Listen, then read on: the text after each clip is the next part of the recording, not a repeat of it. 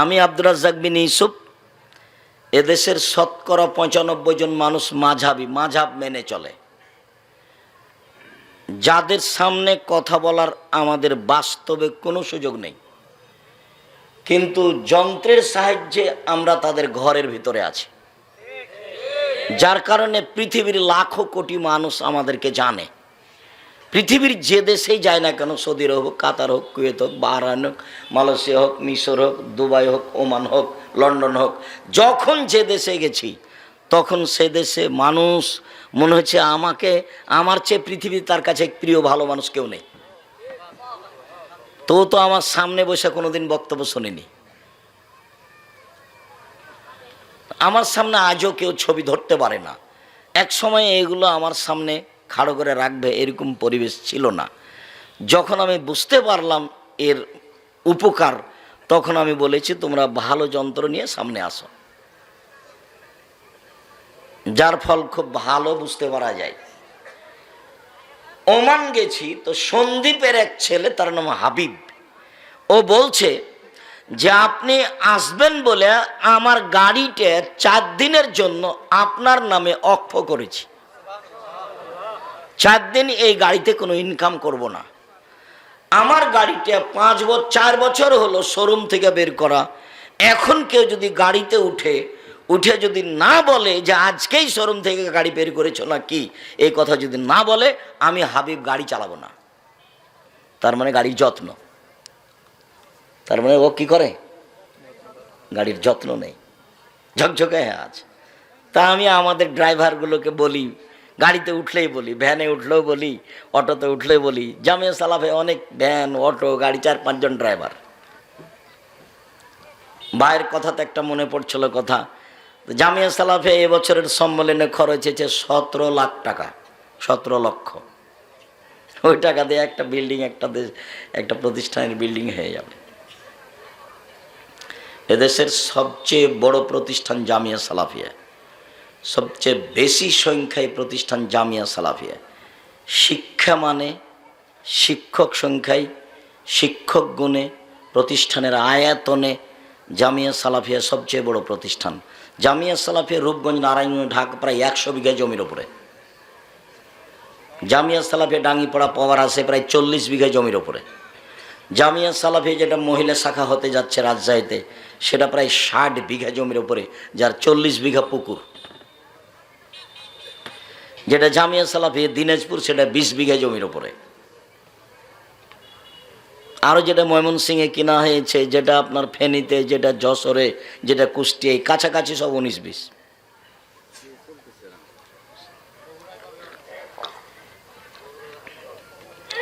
বগুড়া তোমাদের এটা শাখা হিসেবে ঘোষণা দিতে দেখলাম আবদুল্লাহকে সেদিন।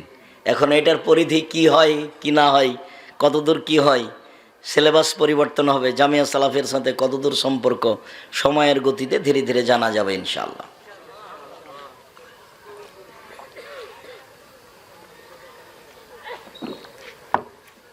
জামিয়া সালাফিয়া ছাত্র আছে প্রায় 5000, শিক্ষক শিক্ষিকা 300 জন, বেতন লাগে প্রতি মাসে 32 লক্ষ, প্রতি মাসে 32 লক্ষ টাকা বেতন লাগে। শিক্ষক আছেন ইন্ডিয়ার, শিক্ষক আছেন মদিনা বিশ্ববিদ্যালয়ের, আরও বিভিন্ন পৃথিবীর বিভিন্ন দেশ থেকে সময়ের গতিতে শিক্ষক আসবেন ইনশাআল্লাহ। সম্মানিত দিনী ভাই বোন, বলছিলাম আল্লাহ আমাদের নবীকে আদেশ করছেন ইদফা বিল্লাতি হে আহসান। আপনি যখন মানুষের সাথে কথা বলবেন, মানুষ যা আপনার সাথে বলছে আপনারটা যেন তার চেয়ে সুন্দর, উত্তম, ভালো হয়। সে যাই বলুক, সে যদি গালি দেয় তো আপনারটা পাল্টা গালি তার মতো হবে না, তার চেয়ে ভালো হতে হবে। তার মতো হলে হবে না, তার চেয়ে খারাপের তো কোনো প্রশ্নই আসে না, তাহলে তো সদাচরণ কেটে গেছে। মন্দ কথা সেটা কি সদাচরণ? মন্দ কর্ম সেটা কি সদাচরণ? যার ভিতরে সদাচরণ নেই সেও মন্দটাকে মন্দ বলবে, সেও খারাপটাকে খারাপ বলবে। খারাপটা খারাপই, খারাপটা কোনোদিন ভালো হয় না। তার বাস্তব দেখলে আপনাদের বিগত সরকারকে দেখবেন। আমার মনে হচ্ছিল যে রাস্তাঘাট গাছপালা সবই এ দল করে, কিন্তু যেদিন চলে গেল ৪৫ মিনিট সময়, সেদিন আমি দেখলাম কিরে, আমি তো যা মনে করছিলাম তা তো নয়। যখন মূর্তির পাশ দিয়ে হাঁটতাম তখন ভাবতাম যে এইসব মূর্তি কি কেউ ভাঙবে? না, কেউ যদি না ভাঙে তাহলে ঈসা আলাইহিস সালাম এসে ভাঙবেন। তার মানে ঈসা আলাইহিস সালাম যেদিন আসবেন সেদিন কোনো উঁচু কবর থাকবে না, সেদিন কোনো মূর্তি থাকবে না, সেদিন শুকুর সোর থাকবে না, সব হত্যা করা হবে। সারা পৃথিবী জুড়ে কোনো কবর থাকবে না, সব ভেঙে দেবেন। সেদিন শাহজালালের কবর সিলেটের এমনি ভেঙে দেবে মানুষ। সেদিনকে রক্ষা করার থাকবে না, তার আগে কেউ ভেঙে দিতে পারে। এই ছেলেটা বলছে তার আগেই ভাঙবে, হতেই পারে, স্বাভাবিক, হওয়াই স্বাভাবিক। ও তো আল্লাহর নবীর আদেশ, ও তো আল্লাহর নবীর আদেশ, ভাঙতেই হবে, এটা আল্লাহ রাসূলের আদেশ। ওটা এক সময়ে মানুষ বাস্তবায়ন করবে, সময়ের গতিতে করবে। বলছিলাম মহান আল্লাহ বলেন আমাদের নবীকে, জাদেলহুম বিল্লাতি হিয়া আহসান। মুহাম্মদ সাল্লাল্লাহু আলাইহি সাল্লাম, আপনি যখন মানুষের সাথে তর্কে বিতর্কে লিপ্ত হবেন তখন আপনার কথা যেন ওর চেয়ে উত্তম হয়, সুন্দর হয়। জাদেলহুম বিল্লাতি হিয়া আহসান, আপনি মানুষের সাথে মুখামুখি কথা বলুন, কিন্তু আপনার কথা হবে তাদের চেয়ে অতীব উত্তম, সদাচরণ। আল্লাহ তাআলা বলেন ফাবিমা রাহমাতিন মিনাল্লাহ লিনতা লাহুম। মুহাম্মদ সাল্লাল্লাহু আলাইহি সাল্লাম, আল্লাহর পক্ষ থেকে বড় দয়া যে আপনি নরম স্বভাবের মানুষ হয়েছেন, নরম স্বভাব। ওয়ালাউ কুনতা ফাদ্দান গালিদাল কালব, যদি আপনি কঠোর স্বভাবের মানুষ হতেন, কর্কশ স্বভাবের মানুষ হতেন, লান ফাযযু মিন হাওলেক, তাহলে মানুষ আপনার পাশ থেকে সরে যেত। পিটিয়ে সেবা নেওয়া যায় অল্প কয়েকদিন, আদর দিয়ে ভালোবাসা দিয়ে সেবা নেওয়া যায় স্থায়ী। যদি আপনার ভাষা কর্কশ কঠোর হতো, আচরণ ভালো না হতো, মানুষ আপনার পাশ থেকে সরে যেত। শুনুন, জরুরি কয়েকটা কথা আপনাকে বলি। এক, ফাফু আনহুম, মানুষের সাথে চলতে গিয়ে মানুষ যে আপনার সাথে অন্যায় করেছে সেটা আপনি ক্ষমা করে দেন, মানুষকে ক্ষমা করতে শিখুন। আল্লাহ বলছেন কাকে? আমাদের নবী মুহাম্মদ সাল্লাল্লাহু আলাইহি ওয়াসাল্লাম। আমরা পরে আছি। শুনুন, মানুষের সাথে চলতে গিয়ে মানুষ যে আপনার সাথে অন্যায় আচরণ করেছেন সেটা আপনি ক্ষমা করুন, আদেশ। আল্লাহ আদেশ করছে। বিচার নেওয়া পরে, ধ্বংস কামনা করা পরে, তারপরে বলছেন ওয়াস্তাগফির লাহুম, মানুষ যে আপনাকে গালি দিয়ে, অকথ্য ভাষায় গালি দিয়ে, দেশ থেকে তাড়িয়ে দিয়ে পাপ করেছে, এর জন্য আপনি আল্লাহকে বলুন, আল্লাহ ওরা আমাকে গালি দিয়ে পাপ করেছে, তুমি তাদের পাপ ক্ষমা করে দাও। সদাচরণ কি জিনিস? সদাচরণ কি? আপনি অটোতে বসে আছেন, আমি উঠছি, তো উঠতেই লোকটা টান দিয়েছে, তো আমি ধাক্কা খেয়েছি, তখন আমার ব্যাগটা আপনার মুখের উপরে গিয়ে পড়েছে, তখন আপনি বলছেন হ্যাঁ আপনার কপালে চোখ নাই, এটা একটা আচরণ। আর আপনি বলছেন আচ্ছা আচ্ছা যাক, মনে আমি এটা ভারী মনে, বসেন বসেন, যাক হয়েছে, এটা কিছু সমস্যা নেই, সমস্যা বসেন বসেন বসেন, কোনো সমস্যা নেই, বসেন। এটা একটা আচরণ, আর ওটা একটা আচরণ। কপালে চোখ নাই, দেখেন না, একটু ঢং করে উঠতে পারেন না, ওটা একটা আচরণ, এটা একটা আচরণ। কোনটা সদাচরণ? ক্ষমতা দেখিয়ে দুদিন বেঁচে লাভ নাই, ফেরাউন চলে গেছে। ক্ষমতা দেখিয়ে মানুষের প্রতি জেল জুলুম অত্যাচার করে মানুষকে আয়না ঘরে রেখে কোনো লাভ নাই, একদিন চলে যেতেই হবে। আজ মানে সময় আসলে রক্ষা হবে না। তবে আল্লাহর নবী বলছেন ইন্নাল্লাহ ইউমলি লিয-যালিম, আল্লাহ তাআলা জালেমকে সময় দেন, জালেমকে সুযোগ দেন অন্যায় করার। অন্যায় করতে থাকে করতে থাকে করতে থাকে, তো মানুষ মনে করে কই কত মানুষের প্রতি জুলুম করলো, কত মানুষকে পানিতে ডুবিয়ে মারলো, জেলে হত্যা করলো, আলেম ওলামাকে জেল ফাঁসি দিল, তারপরেও তো বিচার হয় না। কই মানুষে বলছে যে জুলুম করলে আল্লাহ বিচার করবে, কই হয় না, যায় যায় যায় যায়। আল্লাহর নবীও বলছেন, বুখারী মুসলিমের হাদিস, আল্লাহকে সুযোগ দেন, দিতে দিতে দিতে দিতে হাত্তায় যা আখা যাত লাম ইউফলেত, যখন ধরে ফেলেন তখন আর সময় দেন না। ফেরাউন 2-1 দিন জুলুম করেনি, প্রায় 1500 বছর।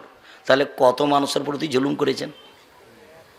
তার বিরুদ্ধে গেলে বালুর উপরে ফেলে দিয়ে হাতে পায়ে কাঁটা মেরে দিয়ে গায়ে সাপ বিচ্ছু ছেড়ে দিত। লৌহ শলাকাধারী ফেরাউন। বড় বড় যারা জালেম চলে গেছে পৃথিবীতে, সর্বোচ্চ জালেম ফেরাউন। তারপরে একদিন সময় শেষ হয়ে গেছে। একদা আল্লাহ মূসাকে বললেন, মূসা তোমাকে ফেরাউনের কাছে যেতে হবে। মূসা বললেন, আমি সাবলীল ভাষায় কথা বলতে পারি না, মুখে সমস্যা আছে, আমি যাব না। আল্লাহ বললেন, তিনি বললেন, ফেরাউনের পক্ষ থেকে আমার উপর একটা অপরাধের অভিযোগ আছে, আমি একটা অপরাধ করেছি, এক থাপ্পড়ে আমি এক মানুষ মেরেছি, এটা ফেরাউনের পক্ষ থেকে আমার উপরে অপরাধের অভিযোগ, আমি যাব না। তখন আমাকে মারবে। তখন আল্লাহ বললেন, আমি তোমার সাথে আছি, কেমনে তোমাকে মারে সেটা আমি দেখব। তখন মূসা বললেন, ঠিক আছে, তাহলে আমার ভাইকে আমার সাথে দিতে হবে। ঠিক আছে, তাই হলো। মুখ ঠিক করে দিলাম, ফেরাউন মারতে পারবে না, আমি আপনার সাথে আছি। হারুনকে দিলাম, এবার যান। এবার দুই ভাই এসে বলছেন স্বাধীনতা। দুই ভাই এসে বলছেন, বানি ইসরায়েলকে ছেড়ে দেন, আমাদের সাথে স্বাধীনতা লাগবে। বানি ইসরায়েলকে এভাবে দাস দাসী করে রেখেছেন কেন, ছেড়ে দেন। তখন ফেরাউন বলছেন, কে তুমি? কি সেই মূসা নও যাকে আমি শিশুকালে বহুদিন লালন পালন করেছি? তুমি কি তোমার বয়সের বহু বছর আমার মাঝে ছিল না? হ্যাঁ, ফেরাউন তো তাকে লালন পালন করেছে। তোমাকে কি আমি শিশুকালে লালন পালন করিনি? তুমি কি বহু বছর আমার মাঝে থাকোনি? তুমি যা করেছো তা করেছো, তুমি তোমার কর্ম করেছো, তুমি এক থাপ্পড়ে মানুষ মেরেছো, তুমি বড় অকৃতজ্ঞ। আমার মানুষকে হত্যা করে আমার দেশ থেকে চলে গিয়ে তুমি আমাকে দাওয়াত দিতে আসো, তুমি বড় অকৃতজ্ঞ। মূসা আলাইহিস সালাম বললেন, জি, আমি যা করেছি তা করেছি, আমি তখন ভুল পথে ছিলাম, আমি আপনার হত্যার ভয়ে দেশ ছেড়েছি। আমার প্রতিপালক আমার প্রতি দয়া করেছেন, দয়া করে আমাকে জ্ঞানে গুণে পূর্ণ করেছেন, তিনি আমাকে নবী করেছেন। ঠিক আপনি আমার প্রতি অনুগ্রহ করেছেন, অনুগ্রহ করে আপনি খোঁটা দিয়েছেন, খোঁটা দিয়ে আপনি বানি ইসরায়েলকে দাস দাসীতে পরিণত করেছেন। ভাষা পরিবর্তন করে তুমি বড় উদ্ধত স্বৈরাচার, তুমি বড় সীমালঙ্ঘনকারী। ঘোষণা মূসা আলাইহিস সালাম ফেরাউনের সামনে দিলেন। যা হওয়ার তাই হলো। ফেরাউন হত্যার জন্য প্রস্তুতি নিল, মূসাকে হত্যা করতে হবে। তার মানে ফেরাউনের জুলুমের সময় শেষ হয়ে আসছে, ফেরাউনের জুলুমের সময় শেষ হয়ে আসছে। যা হওয়ার তাই হলো। মূসা আলাইহিস সালাম পার হয়ে গেলেন সাগরে। ফেরাউন সাগরে ঢুকে গেল, দুই দিকে পানি দাঁড়িয়ে আছে। ফেরাউন জানে, হুঁশিয়ার মানুষ সচেতন, যে আমি যদি ভিতরে চলে যাই, পানি যদি দুদিক থেকে চেপে আসে তাহলে কি হবে। এটা তার বুঝের অভাব ছিল না, কিন্তু যখন মানুষ রাগ করে তখন বুদ্ধি কমে যায়। এত খেপেছে ফেরাউন, মূসাকে সে হত্যা করবেই।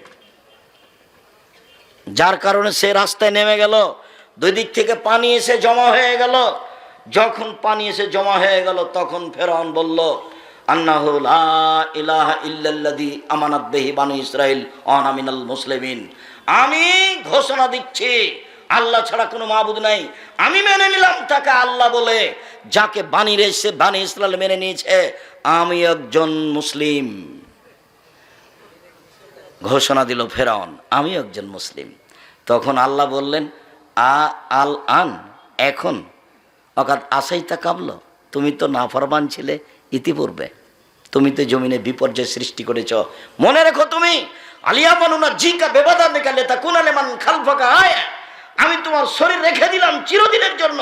পৃথিবীতে যত মানুষ জুলুম অত্যাচার করবে তাকে জানতে হবে শেষ পরিণতি হবে ফেরাউনের পরিণতি। জুলুম করে রেহাই পাবে না মানুষ। দাঙ্গাবাজি করে ক্ষমতা দেখে দলীয় দাপটে, অর্থ সম্পদের দাপটে, বিদ্যার দাপটে মানুষকে অপমান করে বেশি দিন টিকা যায় না। জুলুমের ফল দুইবার ভোগ করতে হবে, একবার ইহকালে, একবার পরকালে। জুলুমের ফল যখন পরকালে ভোগ করতে হবে তখন বিচার আর তাড়াতাড়ি হবে না। যত জালেম আছে সবার বিচার দেরিতে হবে। যারা জাকাত দেয় না তারাও জালেম। কিভাবে? ফকিরের টাকা মেরে খেয়েছে, এই জন্য তার বিচার দেরিতে হবে। যারা জালেম, আল্লাহর নবী বলছেন ওদের বিচার দেরিতে হবে। কতদিন দেরি আল্লাহ ভালো জানে। একদিন যদি দেরি হয় 50,000 বছর, 3 দিন যদি দেরি হয় 1.5 লক্ষ বছর, কতদিন দেরি হবে আল্লাহ ভালো জানে। প্রত্যেক জালেমের বিচার দেরিতে হবে। মহান আল্লাহ বলেন, মুহাম্মদ সাল্লাল্লাহু আলাইহি সাল্লাম, আপনি মানুষকে মাফ করুন। মানুষ যে আপনাকে গালি দিয়ে কিছু কথা বলে পাপ করেছে, এর জন্য আপনি আল্লাহকে বলুন, আল্লাহ ওদের যে গুনাহ হয়েছে সেটা ক্ষমা করে দাও। অসাবিরহুম ফিল আমর, আপনি পরামর্শ করে কাজ করুন। ফাইজা আযামতা ফাতাওয়াক্কাল আলাল্লাহ, যখন আপনি কোনো কাজ করবেন, সিদ্ধান্ত নেবেন, তখন আপনি আল্লাহর উপরে ভরসা করবেন, আপনি কাজে সফল হবেন। আমাদের নবীকে আল্লাহ তাআলা আদেশ করেন মানুষকে ক্ষমা করার জন্য এবং মানুষের জন্য ক্ষমা চাওয়ার জন্য। তাহলে সদাচরণ একেই বলে। মহান আল্লাহ বলেন, আল্লাযীনা ইনফিকুনা ফিস সাররাই ওয়াজ যাররাই ওয়াল কাযিমিনাল গায়দ ওয়াল আফিনা আনিন নাস, ওরাই মূলত সদাচরণের লোক যারা অসহায় মানুষকে দান খায়রাত করে, সচ্ছল হলেও অসচ্ছল হলেও। সচ্ছল হলে বেশি দেয়, অসচ্ছল হলে কম দেয়। অল আফিনা আনিন নাস, মানুষকে মাফ করে। কি হয়েছে? অন্যায় করেছি, ঠিক আছে, এরপরে যেন হয় না, যাও তোমাকে মাফ করে দিলাম। কি হয়েছে? মালিক এটা এভাবে বললে কেন? দেখি আরও 2-3 রাত তোমাকে সময় দিচ্ছি, দেখি তুমি ঠিক কাজ করতে পারো কি না। কর্মচারীকে হতে হবে বিশ্বস্ত, আর কর্মচারীকে হতে হবে দর্শনধারী, আর কর্মচারীকে হতে হবে শক্তিশালী। 3টা গুণ থাকবে কর্মচারীর। আপনারা যারা মালিক, যে কোনো কাজে, আপনি একটা ইন্ডাস্ট্রিজের মালিক, একটা কারখানার মালিক, আপনি কিছু কর্মচারী রেখেছেন, কর্মচারীর 3টা গুণ থাকতে হবে। একটা কি? বিশ্বস্ত, টাকা যেন মেরে না খায়, আল্লাহ বলছেন। 2, দর্শনধারী, ওকে দেখতে যেন ভালো লাগে, ভ্যাংচা মুখের যেন না হয়। ভ্যাংচা মুখের কি করবে? সে রুজি আপনার চিন্তা করার দরকার নেই, ওটা আল্লাহ ব্যবস্থা করবেন। আপনি দর্শনধারী লোক ঠিক করবেন। 3, শক্তিশালী। এই 3টা গুণের লোককে মানুষ নির্ধারণ করতে হবে কাজের জন্য। সম্মানিত দিনী ভাই বোন, আল্লাহ তাআলা বলেন যে ওরাই হলো সদাচরণের অধিকারী মানুষ, ওরাই জান্নাত পাবে যারা অসহায় মানুষকে দান খায়রাত করে থাকে, সচ্ছল হলেও অসচ্ছল হলেও এক। ওয়াল আফিনা আনিন নাস, মানুষের ভুল ত্রুটিকে মাফ করে দেয়। অল কাযিমিনাল গায়জ, রাগকে দমন করে। রাগকে দমন করতে হবে। মনটা খুব খারাপ, মনে হচ্ছে যে 2 থাপ্পড় না দেওয়া পর্যন্ত থামতে পারি না, মনে হচ্ছে যে 2টা কথা না বলা পর্যন্ত থামাই যাচ্ছে না, ভিতরটা এত জ্বলছে। তাহলে আপনি কি বস্তির মহিলা? বস্তির মহিলা ঝগড়া লাগলে যত খারাপ কথা বলতে পারে তত খুশি হয়, আর যখন ঝগড়া বন্ধ হয়ে যায় তখন বলেছি যে মনটা ঠান্ডা করে বলেছি কথা। তো আপনি কি বস্তির মহিলার মতো যে আপনার চরিত্র কেন এত আপনি খেপে যাচ্ছেন কেন? 2টা বলে নিলে আপনার কি হবে? বলিয়েন না তো, বলেননি তখন কি হয়েছে?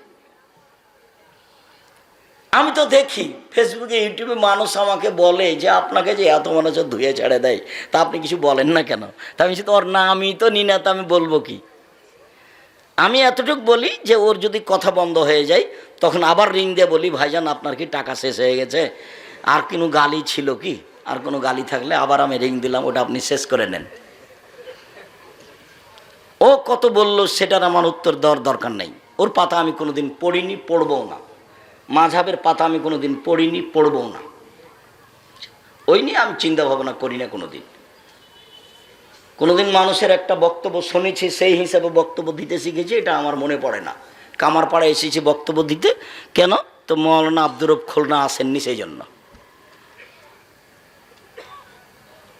বীরকুষ্টিয়া মাদ্রাসায় এসেছি বক্তব্য দিতে, মাদ্রাসার সূচনা শুরু হবে সেই জন্য। প্রথম ইটটা আমার হাতের দেওয়া। কে যদি অস্বীকার করে থাকলে সে ধোঁকাবাজ, অস্বীকার করেছে, মিথ্যুক। প্রথম ইটটা আমার হাতের দেওয়া। তারপরে যিনি দিয়েছেন ছিলেন শেহাবুদ্দিন সন্নি, গোবিন্দগঞ্জ গায়েবান্ধা, মারা গেছে। বলছিলাম সদাচরণ কি জিনিস আল্লাহ তাআলা বলেন। এবার চলেন হাদিসে কয়েকটা বলি। মোজায়না কাবিলার একজন বলছেন, আল্লাহর নবী, মা খায়রো মা উতিল ইনসানো, আল্লাহ তাআলা মানুষকে অনেক নিয়ামত দিয়েছেন, জমি জায়গা, টাকা পয়সা, বাড়ি ঘর, স্ত্রী, আল পরিবার, সব কিছু দিয়েছে, অনেক নিয়ামত দিয়েছে। আল্লাহর নবী, সবচেয়ে যেটা ভালো নিয়ামত সেটা কোনটা একটু বলেন তো আল্লাহর নবী, এটা জিজ্ঞাসা, সবচেয়ে উত্তম ভালো কোনটা? তখন আল্লাহ রাসূল উত্তরে বললেন, আল খুলুকুল হাসান, ভালো আচরণ হলো সবচেয়ে উত্তম নিয়ামত। যার মুখ খারাপ তার কাছে ভালো আচরণ উত্তম নিয়ামত নেই। যে গালি দেয় বউকে জনগণকে তার কাছে উত্তম নিয়ামত নেই। যে কথায় কথায় খেপে উঠে তার কাছে আল্লাহর পক্ষ থেকে উত্তম নিয়ামত নেই। এই ছেলে, মানুষকে অর্থ সম্পদ, জমি জায়গা, গাড়ি বাড়ি দিয়েছে, তার মধ্যে সবচেয়ে উত্তম কোনটা দিয়েছে বলো তো দেখি? সদাচরণ। সদাচরণ কি জিনিস গো? ভালো কথা ভালো কর্ম। সদাচরণ কি জিনিস? ভালো কথা ভালো কর্ম। লোকে বলে ছেলেটা ভালো, এই যে এটার নাম সদাচরণ। লোকে বলে ছেলেটার ব্যবহার ভালো, এটা হলো ভালো কথা ভালো আচরণ। লোকে বলে ওর স্বভাবই খারাপ, ও দুমুখা, ওর কথা বলছেন কেন, ওর স্বভাব খুবই খারাপ, ওকে দেখতে মন চায় না, ওকে আমি দেখলে ঘৃণা করি, এর নাম খারাপ আচরণ। এই ছেলে বসো, দয়া করে অল্প সময় কাজ দেখাবেন না। যারা আপনারা দিনী বোন আছেন, আপনারা একটু লজ্জাবোধ ইতস্তবোধ করেন। ঢং ঢং করে এসেছেন, হেঁটে আবার ঢং ঢং করে চলে যাচ্ছেন কেন? গেলেন কেন? আজ তো আমি রাত 12টায় আসিনি, আজকে তো আগে এসেছি। আপনি আজকে বাড়ি চলে গেলেন কোন শরমে? আমি আপনার জন্য এসেছি। সারা বগুড়া জেলার যদি আমি প্রোগ্রাম নিই তো কয়েকশো হবে, তো মানুষের বছর বছর পার হয়ে যায়, একদিন আসতে পারি না, তো আপনাদের সুবাদে আসি। আমি আপনার জন্য এসেছি, আপনি চলে যাচ্ছেন মানে? চলে গেলেন কেন? আপনি সংসারের কি বুঝেন? সংসার কিভাবে করতে হয় সেটা আপনি কি জানেন? আপনার বাপ আপনার বিবাহ দিয়েছে, আপনি স্বামীর কাছে গেছেন, সেই জন্য আপনার বাচ্চা হয়ে গেছে, আপনি মা। মা কাকে বলে আপনার কি জানা আছে? দিন রাত আমি বলেছি, সেই জন্য আপনি মা কাকে বলে বলতে পারেন? আপনার বাড়িতে যদি আমি এখনই ঢুকি, তাহলে আপনার নাতি নাতনির অথবা আপনার ছেলের একটা পায়খানা করা পট আছে, সেটা হলো ঘোড়া। তা আমাদের বাড়িতে তো এই পটটা 3 মিনিটও থাকবে না। হয় পট ফিরিয়ে দিব, না হয় মাথা কেটে দেব। পট অবস্থায় আমাদের বাড়িতে থাকতে পারে না, এটা অসম্ভব। আপনার বাড়িতে আছে, আপনি একজন হস্তিনী মহিলা, মাস্টার ডিগ্রি পাস, আপনার স্বামী বলে, আমি আব্দুর রাজ্জাক বৈশাখ জিন্দেগিতে আপনাকে আমি মাস্টার ডিগ্রি পাস বলিনি। আপনি একটা রাস্তাঘাটের নিম্ন শ্রেণীর মহিলা, যারা বস্তিতে বসবাস করে, যারা নগ্ন হয়ে চলে, অকথ্য ভাষায় গালি দেয় মানুষকে, জেনার শব্দ উল্লেখ করে গালি দেয়, আপনাকে আমি নিম্ন শ্রেণীর মানুষ মনে করি। কে বলেছে আপনি হেডমাস্টার? আপনার শোকে যে কাঁকড়া আছে, আপনি শিক্ষিত মানুষ মহিলা, কে বলেছে আপনাকে? আমি তো বলিনি কোনোদিন। আপনি বগুড়া বাজার থেকে একটা নিয়ে এসেছেন, তরকারির একটা বাটি কিনে নিয়ে এসেছেন, ছিল কাতল মাছ, আমি তো সেটা কিনবো না। আপনি একটা আয়না কিনে নিয়ে এসেছেন সাত করে, সেটা হলো রুই মাছ। সেটা কি করে হতে পারে? আপনি একজন শিক্ষিত মহিলা, এটা কিভাবে হতে পারে? শিষ্টাচার কাকে বলে? শিষ্টাচার কি জিনিস? আপনার ছেলে মেয়ে নাতি নাতিন সবাই পুতুল নিয়ে খেলায়, প্লাস্টিকের পুতুল হোক, আরো কিছু হোক, লোহা লক্কর স্বর্ণের হোক না কেন, আপনি কি দিয়ে নিজেকে শিক্ষিতা মনে করেন? আমি যে হাদিসটি দিন রাত আপনাকে শোনাই, সে হাদিস তো আমি নিজের কথা কোনোদিন বলিনি, সে হাদিস তো বুখারী মুসলিমের হাদিস। জাবের রাদিয়াল্লাহু তাআলা বলেন, আমরা আল্লাহ রাসূলের সাথে যুদ্ধ করে আসছিলাম, বাড়িতে ঢুকবো মদিনায়, আল্লাহ রাসূল বললেন, সবাই তোমরা থামো। থেমে গেলাম। আমি বললাম, আল্লাহর নবী, আমি নতুন বিবাহ করেছি, আমাকে বাড়ি যেতে অনুমতি দেন। আল্লাহ নবী বললেন, ও তুমি নতুন বিবাহ করেছো? কুমারী মেয়ে বিবাহ করেছো, যার কোনোদিন বিবাহ হয়নি, এরকম মেয়ে বিবাহ করেছো, না তালাক প্রাপ্ত মেয়ে বিবাহ করেছো? তো জাবের বললেন, আল্লাহ নবী, আমি তালাক প্রাপ্ত মেয়ে বিবাহ করেছি। তখন আল্লাহ রাসূল বললেন, হাল্লা বিক্রান্তলায় বাতুলায় বোকা, তুমি কুমারী মেয়ে কেন বিবাহ করলে না? তুমি তার সাথে খেলতে, ও তোমার সাথে খেলতো। তুমি কুমারী মেয়ে কেন বিবাহ করলে না? তুমি তার সাথে খেলতে, ও তোমার সাথে খেলতো। আল্লাহ রাসূল যে কথা বললেন, জাবের রাদিয়াল্লাহু তাআলা সে কথার উত্তর না দিয়ে তিনি বলছেন, আল্লাহর নবী, আমার আব্বা উহুদের যুদ্ধে শহীদ হয়েছেন 9 জন মেয়ে রেখে, আমার 9 জন বোন আছে। আল্লাহর নবী, উহুদের যুদ্ধে আমার বাপ শহীদ হয়েছেন 9 জন মেয়ে রেখে, আমার 9 জন বোন আছে। আক্রাহুয়ান আতাজাওয়াজা মিসলাহুন্না, ওদের মতো কম বয়সের বুদ্ধি কম মেয়েকে আমি বিবাহ করা পছন্দ করিনি। বেশি বয়সের মেয়ে বিবাহ করেছি 4টা কারণে। এক, লে তুয়াল্লেমাহুন্না, আমার স্ত্রী যেন আমার বোনদেরকে বিদ্যা শিখাতে পারে। 2, অলে তুয়াদ্দেবাহুন্না, আমার স্ত্রী যেন আমার বোনদেরকে শিষ্টাচার শিখাতে পারে। আপনার মেয়েটার নখ বড় আছে, এটা ভালো শিষ্টাচার? তা আপনি নাকি মা, আমি তো বলেছি এই মেয়েটাকে, এই তুমি তোমার মাকে খালা বলে ডাকে, নাহলে সৎমা বলিও। ও সৎমা, আপনি কেমন আছেন? নইলে তুমি যদি ওটা যদি তোমার নিজ মা হয় তো তোমার নখটা বড় থাকে কি করে? নবীগণের বৈশিষ্ট্য 10টি, নবীগণের স্বভাব 10টি, নবীগণের খাসলাত 10টি, নবীগণের বৈশিষ্ট্য 10টি, নবীগণের স্বভাব 10টি। সব নবী এই 10টি স্বভাবে রূপান্তরিত ছিলেন। এক, দাড়ি বড় করতে হবে। চেঁচে ফেলা নারীদের সাদৃশ্য, চেঁচে ফেললে অভিশাপ হয়, চেঁচে ফেললে চোখের পাওয়ার কমে যায়, চেঁচে ফেললে স্ত্রী মিলন ক্ষমতা চলে যায়। 2, কাসু সারেব, মোচ কেটে ফেলতে হবে, চেঁচে ফেলা যাবে না, মোচ থাকবে, এটা পুরুষের পরিচয়। 3, কাসুল আজফারে, নখগুলি কেটে ফেলতে হবে। পুরুষ নারী একই হুকুম, নখ কেটে ফেলতে হবে। শিষ্টাচার, বৈশিষ্ট্য, খাসলত, অভ্যাস, নীতি, সব নবীর এরুমি নীতি। না থলে বেতে বগলের লুম উঠে ফেলতে হবে, ব্লেড ব্যবহার করা হবে না। নারী পুরুষ একই হুকুম। হালাকুলানাতে নিচের লুম পরিষ্কার করতে হবে, ঊর্ধ্বে টাইম 40 দিন। পুরুষ নারী একই হুকুম। পেশাব পায়খানার পরে পানি দিয়ে পবিত্রতা অর্জন করতে হবে। পানি দিয়ে পবিত্রতা অর্জন করে যারা, আল্লাহ তাদের প্রশংসা করেছেন। তবে ঢেল নিয়ে 40 কদম হাঁটতে হবে, পায়ের উপরে পা উঠাতে হবে, খক খক করে কাশতে হবে, এটা হলো নোংরামি। এই নীতি আল্লাহ রসুল বলেননি, তিনি বলেছেন পানি দিয়ে পবিত্রতা অর্জন করতে হবে। পেশাব পায়খানার পরে পানি দিয়ে পবিত্রতা অর্জন করতে হবে। পানি না থাকলে ঢেল টিস্যু পেপার, আগে ঢেল টিস্যু পেপার, 40 কদম হাঁটা, পায়ের উপরে পা উঠানো, খক খক করে কাশা, এই নোংরা নীতি আল্লাহ রসুল না করেছেন। তিনি বলেননি যদি 40 কদম হাঁটাই লাগে পবিত্রতার জন্য, তাহলে তার স্ত্রীকে হাঁটতে হবে না? তার বউ 40 কদম হাঁটবে, পায়ের উপরে পা উঠাবে, খক খক করে কাশবে, তো পুরুষ মানুষ কেমন কেমন ভাববে। তো আপনি যখন ওভাবে হাঁটেন তখন মহিলা মানুষ দেখে, তখন মহিলা মানুষকে কেমন কেমন লাগে। একই কথা, দুটাই ব্যাপার। এরকম নোংরা কাজ তো ধর্ম হতে পারে না। বলছিলাম আল্লাহর নবী সামনে জাবের বলছেন, আল্লাহর নবী, আমি বেশি বয়সের মেয়ে বিবাহ করেছি যাতে করে আমার স্ত্রী আমার বোনদেরকে শিষ্টাচার শিখাতে পারে। শিষ্টাচার কি জিনিস? কেন বাড়িতে পুতুল আছে তার নাম শিষ্টাচার? কেন আপনার স্ত্রী যখন বাচ্চাটাকে গায়ে জামা দিচ্ছে তখন বাম হাতে ঢোকালো কেন? আগে ডান হাত ঢোকাতে হবে। শিষ্টাচার কাকে বলে? আপনার স্ত্রী বলে দিল না, বাচ্চা যখন পেশাবখানায় যাবে, আব্বু দোয়া পড়ে যাও, আম্মু দোয়া পড়ে আসো, আব্বু ডান কাতে সও, পা কেবলার দিকে থাক, আর যেদিকে থাক তাতে আসে যায় না। জুতা আপনি ডাইন পায়েটা পরো আব্বু, খোলার সময় বাম পায়েটা খোলো। শিষ্টাচার কাকে বলে? শিষ্টাচার কি জিনিস? নখে নেইল পালিশ দিতে হবে, ইসলামী শিষ্টাচার নয়। এটা ইহুদি খ্রিস্টানদের পতিতালয়ের মেয়েদের বৈশিষ্ট্য। নখ কেটে ফেলতে হবে, নখ রাখা, নখে নেইল পালিশ দেওয়া ইহুদি খ্রিস্টানদের পতিতালয়ের মেয়েদের বৈশিষ্ট্য। মুসলিম মহিলারা নখে মেহেদি দিবে, হাতের নখে তো মেহেদি দিবেই, পায়ের নখেও দিতে হবে, দিতে বাধ্য। হাতের নখে মেহেদি দিতে হবে মহিলাদেরকে, পায়ের নখে মেহেদি দিতে হবে। এটা হলো তাদের ইসলামী শিষ্টাচার।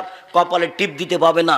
হিন্দু মেয়েদের বিবাহ করার 10টি পদ্ধতি রয়েছে, তার একটি পদ্ধতির নাম রাক্ষসী বিবাহ। মেয়ের বাপ বিবাহ দিবে না, ছেলে জোর করে বিবাহ করবে, কপালে টিপ দিতে পারলে বিবাহ হয়ে গেছে। ওটা হলো হিন্দু নীতি। ওটা মুসলমানের ঘরে আসলো কি করে? টিপ দেয় কি করে? এই কাপড় পরে কি করে? এটা শিষ্টাচার হয় কি করে? এই যে নগ্ন, এই যে বোরখা, ফ্যাশন বোরখা, এটা শিষ্টাচার হলো কি করে? শিষ্টাচার কি জিনিস? বাড়ি গিয়ে আপনি যদি সত্যি মুসলমানের মেয়ে হন, তাহলে বাড়ি গিয়ে আপনার এই বোরখাটা আগে জ্বালাবেন। কালকে একটা বোরখা বানাতে হবে ঢিলা ঢালা। ফ্যাশন বোরখা পরে আপনি তাহাজ্জুদ পড়ে কি দেখাতে চান? ফ্যাশন বোরখা পরে আপনি শিষ্টাচার কি দেখাতে চান? আমি আব্দুর রাজ্জাক বিন ইউসুফ আপনাকে কষ্ট দিতে আসিনি। আপনাকে আমি মনে করি আপনি একজন হস্তিনী মহিলা। আপনাকে মনে করি আপনি একজন পথে পড়ে থাকা মহিলা, নিম্ন শ্রেণীর বস্তির মহিলা। আপনি আমাকে বলেন আব্দুর রাজ্জাক সাহেব, আপনি কিভাবে এটা বলেন? আমি হচ্ছি খাদিজার মতো, আমি হচ্ছি আয়েশার মতো। ঠিক আছে, আমি আপনাকে আয়েশার মতো মনে করলাম, আপনাকে আমি খাদিজার মতো মনে করলাম।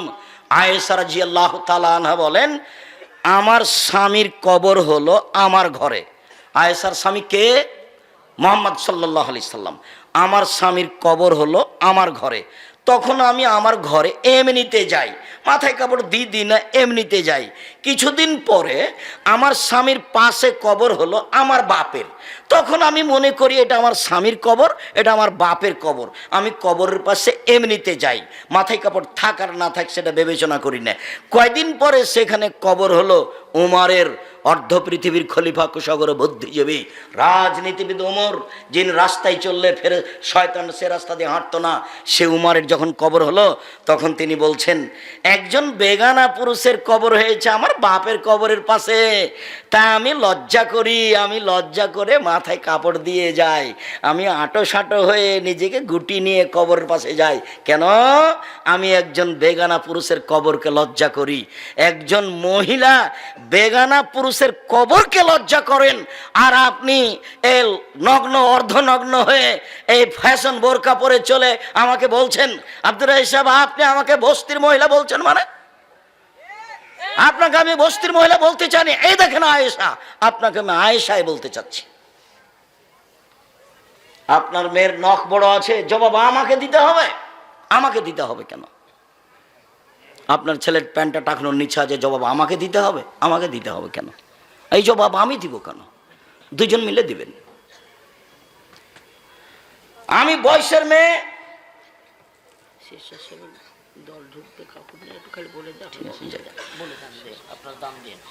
আল্লাহ রাসূল আমি বয়সের মেয়ে বিবাহ করেছি, বলে তুরাজ্জালাহুন্না, আমার স্ত্রী যেন আমার বোনদের মাথার চুল চিরুনি করে সাজগোজ করে পরিপাটি করে রাখে। মেয়ের চুল ভাবে রেখেছেন কেন? সামনের দিক কেটে। মেয়ে বড় হয়ে গেছে, ওভাবে পিছনে চুল কেটেছেন কেন? জন্মের সপ্তম দিন শুধু মেয়েদের মাথা নেড়ে করা যাবে, আর কোনোদিন মেয়েদের চুল কাটা যাবে না। জরুরি দুর্ঘটনা সেটা ভিন্ন কথা। তো রোজ মেয়েদের চুল সাজগোজ করেন, এটা কি? আল্লাহর নবী আমি বেশি বয়সের মেয়ে বিবাহ করেছি যাতে করে আমার বোনদের চুল চিরুনি করে সাজগোজ করে পরিপাটি করে রাখতে পারে। চার, বলে তাকুমা আলাইহিন্না, আমার স্ত্রী যেন আমার বোনদেরকে পাহারা দিতে পারে। এই কোথায় গেছিলা? এই মাথায় কাপড় দিয়ে বাইরে যাও, এই রাস্তার এক পাশ দিয়ে হাঁটো, এই তোমার আব্বুকে সালাম দাও, এই তোমার আব্বুর কাপড়টা ঠিক করে নাও, এই তোমার আব্বুর বিছানাটা ঠিক করেছো। সব সময় মা পাহারা দিবে কাকে? মেয়েকে, ছেলেকে। পাহারাদার আমি বলিনি এ কথা, আল্লাহ রাসূল বলছেন মা হলেন পাহারাদার। আপনি ছেলে মেয়ের কি করেন? আপনার ছেলে মেয়েকে আমার সামনে দাঁড় করান, দেখি আপনি কেমন শিক্ষিতা মহিলা, আপনাকে আমি দেখে ছেড়ে দিই। আপনাকে তো আমি দুর্বল ভাষায় কিছু বলতে চাই না, আপনাকে আমি বস্তির মহিলা মনে করব কেন? আপনাকে তো আমি খাদিজার মতো সম্মান দিতে চাচ্ছি। এক মিনিট দেখবেন খাদিজাকে, এক মিনিট দেখবেন। এ দেখেন জিবরাইল আলাইহিস সালাম আল্লাহর নবীর কাছে এসে বলছেন, মুহাম্মদ ওই যে খাদিজা আসছেন, তার হাতে একটা বাটি আছে, বাটিতে তরকারি আছে, ফাকরা আলাইহা সালাম মিন্নি অমিন রব্বেহা। ও আসলে আপনি বলবেন খাদিজা তোমাকে আল্লাহ সালাম দিয়েছেন, তোমাকে জিবরাইল সালাম দিয়েছেন। ও বাসরা বে বাইতিন বে কাসবিন লা সাখাবা লা নাসাবা, আপনি তাকে একটা খুব উন্নত মানের পদার্থ দ্বারা তৈরি জাঁকজমকপূর্ণ প্রাসাদের সংবাদ দেন, যেই প্রাসাদে থাকবে না কোনো অশান্তি, থাকবে না কোনো হইচই। জিবরাইল বলছেন আমাদের নবীকে, কার ব্যাপারে? খাদিজার ব্যাপারে। এক মিনিট দেখবেন। এ দেখেন সারা, সারাকে দেখেন এক মিনিট। এ দেখেন সারা, সারার গায়ে যখন হাত দিতে গেল স্বৈরাচারী শাসক দাঁড়িয়ে হাত বাড়িয়েছে, সারার গায়ে হাত লাগাবে, সারা বলছেন থামেন, আগে অজু হবে, 2 রাকাত সালাত হবে, তারপরে কোনো কথা।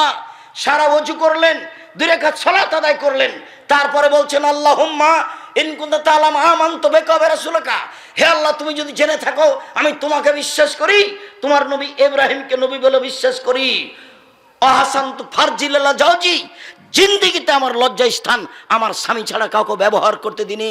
এই তিনটা কথা যদি ঠিক হয়ে থাকে, হলা তুসাল্লাহ তালাল কাফেরা, কোনো কাফের যেন আমার গায়ে হাত লাগাতে না পারে। কথা শেষই হয়নি, কাফের অজ্ঞান হয়ে পড়ে গেছে। হাদিস বুখারী মুসলিম।